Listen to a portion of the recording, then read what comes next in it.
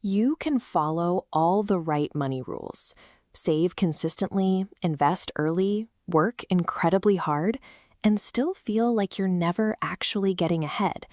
That is because the people who build immense wealth don't play by those standard rules. They operate on a completely different set of laws.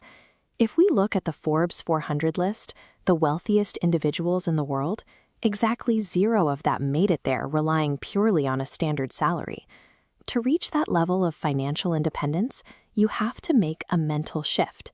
You have to stop focusing solely on earning an income from your labor and start looking at how you can buy and build assets.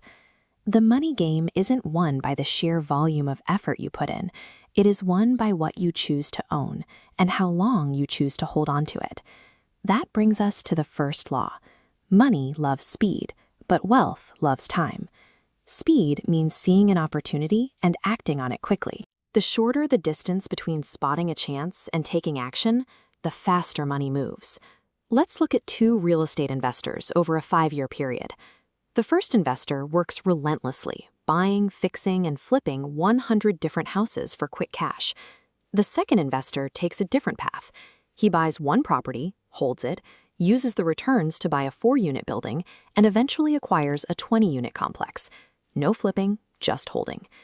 At the end of those 5 years, the first investor had made some decent cash from 100 transactions, but the second investor, who simply held on to those 20 units, ended up with a net worth 5 times larger. This approach is how some of the most successful investors operate. Warren Buffett built his fortune on this exact strategy, buying high-quality companies and holding them for decades. It is easy to confuse fast action with fast results. But constantly moving from one quick deal to the next interrupts the growth process. Your most powerful partner in building real wealth is simply giving your assets the time they need to grow, which leads to the next law. Cash flow keeps you alive, but equity makes you free. Cash flow is the money that pays your bills today, your rent, your groceries, your car payment. Equity, on the other hand, is owning a piece of a business or an asset.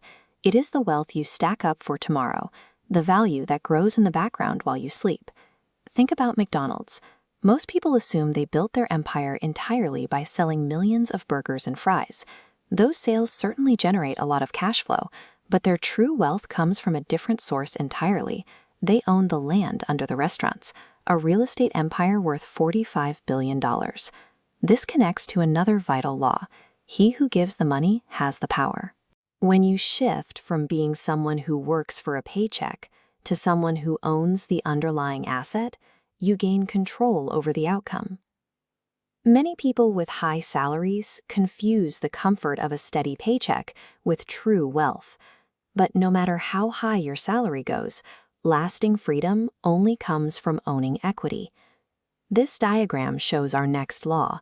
Leverage multiplies everything. Think of leverage as using a financial amplifier, using borrowed money to increase the size of the asset you can buy, which in turn magnifies your potential returns. This tool is how billionaires like Elon Musk grow their wealth while legally minimizing their taxes, which we saw when he purchased Twitter. Musk faced a problem. He needed billions of dollars to buy the platform. If he simply sold his shares of Tesla to get the cash, he would owe a massive amount of income tax on that sale. This diagram shows how he solved it. Instead of selling his shares, he used his stock as a security deposit, a guarantee for the bank, to get a massive loan. By borrowing against his assets, he got the cash he needed to buy Twitter. He kept all of his original Tesla stock, and because loans are not considered income, he paid 0 income tax on that borrowed money. As a structural tool, leverage accelerates wealth and legally bypasses the taxes that typically drain standard income. To use tools like leverage safely, you have to realize that risk and reward don't always move in a straight line. The wealthy look for lopsided deals, situations where the potential profit is massive, but the amount they could lose is small and strictly limited. This diagram shows how venture capitalists use this strategy. They might make 5 equal investments in 5 different startup companies.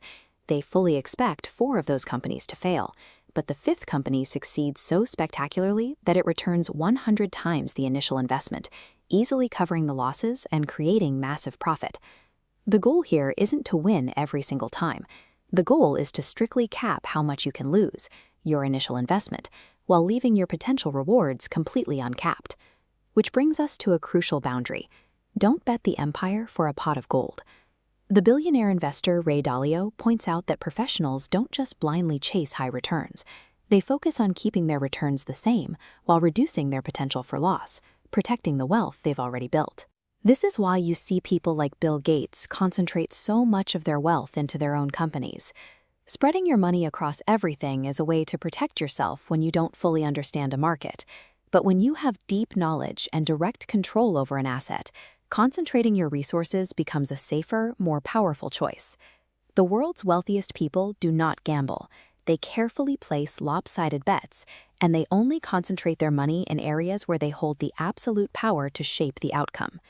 Building true wealth means stepping off the traditional treadmill.